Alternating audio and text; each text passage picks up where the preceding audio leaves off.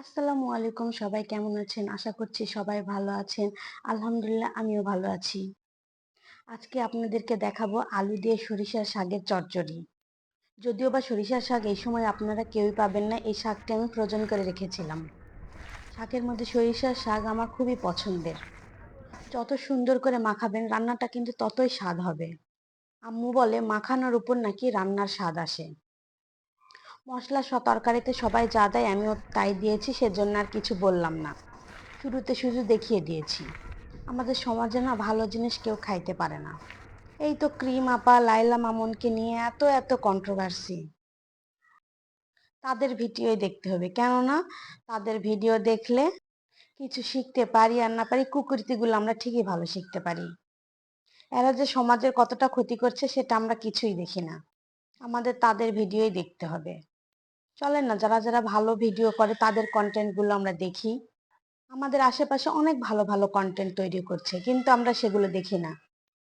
আমরা ভাইরাল জিনিস দেখতে পছন্দ করি, ভালো জিনিস না।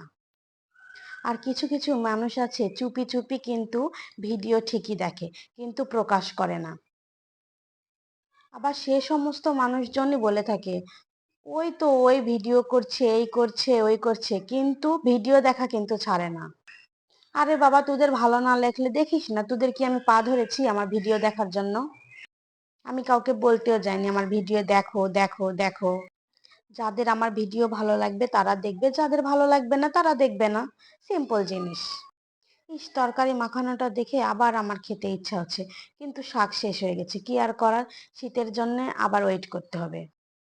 আমরা আসলে কেউ কারো ভালো দেখতে পারি না। ভালো কাজ করলেও দোষ, খারাপ কাজ করলেও দোষ। এরপর চলে আসলাম আমার আরো একটি পছন্দের খাবার নিয়ে। আলু টমেটো বেগুন দিয়ে এই খাবারটি আমার অনেক পছন্দের খাবার। আবারও বরাবরের মতন মশলাপাতি সব দিয়ে নিলাম। সমালোচনাকারী কখনো বাহিরের মানুষ হয় না, ঘরের মানুষ হয়। এজন্যই মনে হয় মানুষ বলে থাকে, নিজের থেকে পর ভালো, পরের থেকে জঙ্গল ভালো। আপনি দুশ্চিন্তায় আছেন, না খেয়ে আছেন, কেউ কিন্তু একবারও দেখতে আসবে না। কিন্তু কিছু নিয়ে কথা বলতে কেউ ছাড়বে না। আপনার ভুলগুলো খুদে খুদে খুদে খুদে দেখবে। তরকারি মাখাতে বসছি, তাও আবার ছোট একটা কড়াই নিয়ে, ভালো করে মাখাতেই পারছি না। বেখেয়ালি মনে কখন যে কি করি নিজেও বুঝি না। নিজেরও তো একটা আইডিয়া থাকা উচিত যে এই কড়াইতে কতটুকু ধরবে কি ধরবে না। মাঝে মাঝে মনে হয় নিজের মাথায় নিজেই বাড়ি দেই। আমার একটা সমস্যা আছে, একটা কাজ যদি ঠিক মতন করি আরো দুইটা কাজ আবার বাড়াই রাখি। এই জন্য আমার আম্মু আবার বলে, থাক বাবা, তো কাজ করতে হবে না, তুই একটা কাজ করবি, দুইটা কাজ আমার বাড়াই রাখবি। তার থেকে আপন মনে নিজে নিজে করবো, সেটাই ভালো। এই বেগুন আলুর তরকারিতে টমেটো একটু বেশি করে দিলে একদম টকটক লাগে, খুব ভালো লাগে খেতে। এবারও জিভেতে পানি চলে আসলো। যারা যারা ভালোবেসে আমার ভিডিও দেখেন তারা প্লিজ একটু শেয়ার কমেন্ট করেন। শেয়ার করে দিলে আরো মানুষজন একটু দেখার সুযোগ পাবে। আর কি রিমা পাড়ার লাইলা মামুনের ভিডিও একটু কম দেখেন আপনারা।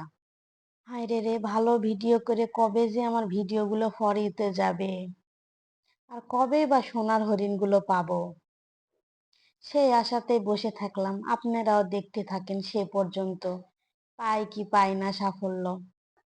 সাফল্য বলতে গেলে ভুল হবে, এটা শখের জন্য করা। খাইয়ে দেয়ে কোনো কাজ নাই তো, সারাদিন বসেই থাকি, সেই জন্যে টুকিটাকি যা করি একটু আপনাদেরকে দেখাই। খোদা হাফেজ, সবাইকে ভালো থাকবে।